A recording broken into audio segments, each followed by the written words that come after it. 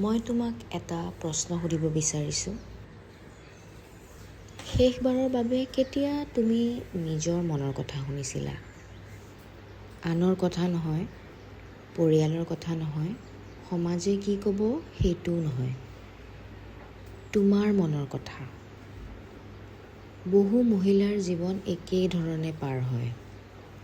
সকলোকে সুখী কৰা, সকলোৰে যত্ন লোৱা, সকলোৰে কথা মানি চলা। ধীৰে ধীৰে এটা সময়ত এনে হয়, নিজৰ ইচ্ছা কি সেয়াও মনত নাথাকে। ধৰি লোৱা তুমি খুব ক্লান্ত, খুব ভাগৰুৱা। দিনটো কাম কৰিলা, ঘৰৰ কাম সামৰিলা, সকলোকে সময় দিলা। ৰাতি মাত্ৰ অলপ জিৰাব বিচাৰিলা। কিন্তু লগে লগে কোনোবাই ক'লে, ইমান ভাগৰুৱা কিয়? আনবোৰেওতো ইমানেই কৰে। তেতিয়া তুমিও ভাবিবলৈ আৰম্ভ কৰিলা, হয়তো ময়ে বেছি ভাগৰুৱা। অথবা ধৰি লোৱা তুমি কাৰোবাক মেছেজ পঠাইছা, সি অনলাইন আছে, কিন্তু ৰিপ্লাই নাই। 1 ঘণ্টা, 2 ঘণ্টা, গোটেই দিন। তেতিয়া তোমাৰ মনত কি আহে? মই কিবা ভুল কৰিলোঁ নেকি? বা সি মোক ইগনোৰ কৰি আছে নেকি? কিন্তু দেখিছানে, আনৰ আচৰণৰ বাবে তুমি নিজকে কুৱেশ্যন কৰিব ধৰিলা। এইখিনিতে আমি নিজকে হেৰুৱাবলৈ আৰম্ভ কৰোঁ। হয়তো তুমি এটা সম্পৰ্কত আছা, য'ত তুমি সদায় দিয়ে আছা, সময় দিছা, মৰম দিছা, ক্ষমা কৰিছা। কিন্তু নিজকে এটা কথা সুধিছানে? এই ৰিলেশ্যনত তুমি শান্তিত আছানে?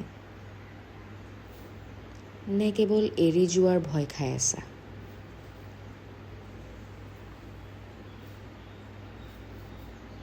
আকৌ কেতিয়াবা চাপবোৰ ৰিলেশ্যনশ্বিপৰ কাৰণে নহয়, পৰিয়ালৰ কাৰণেও হয়।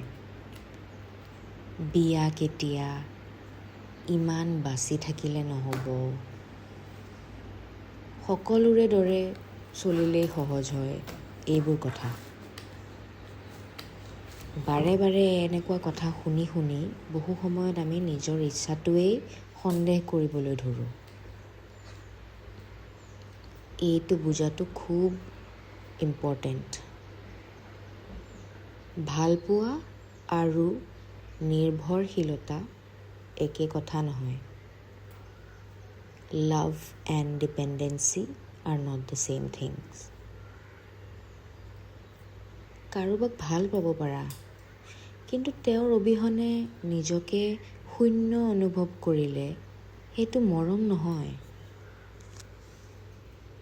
এটা কথা মনত ৰাখিবা, যি মৰমৰ বাবে সদায় নিজকে সৰু কৰিব লাগে, সেয়া স্বাস্থ্যকৰ মৰম নহয়। It's not a healthy relationship. আচল মৰমে তোমাক সৰু নকৰে। আচল মৰমে তোমাক ভয় নোখোৱায়। আচল মৰমে তোমাক নিজৰ পৰা আঁতৰাই নিদিয়ে। সেয়ে আজি এটা সৰু সিদ্ধান্ত লোৱা। সৰু কিন্তু বহুত ডাঙৰ। যেতিয়াই হয় বা ক'বলৈ যোৱা, এবাৰ নিজকে সুধিবা, মই সঁচাকৈয়ে এইটো বিচাৰিছিলোঁনে? নে কেৱল আনক সুখী কৰিবলৈ মই য়েছ কৈ আছোঁ? কাৰণ বহু সময়ত বা না কোৱাটো ছেল্ফ লাভ। কাৰণ শেষত স্বাধীনতা মানে অকলে থকা নহয়। স্বাধীনতা মানে নিজকে নেহেৰুৱাকৈ জীয়াই থকা।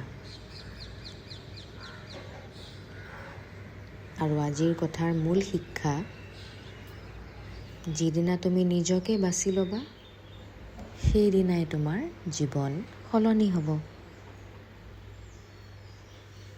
See you next time.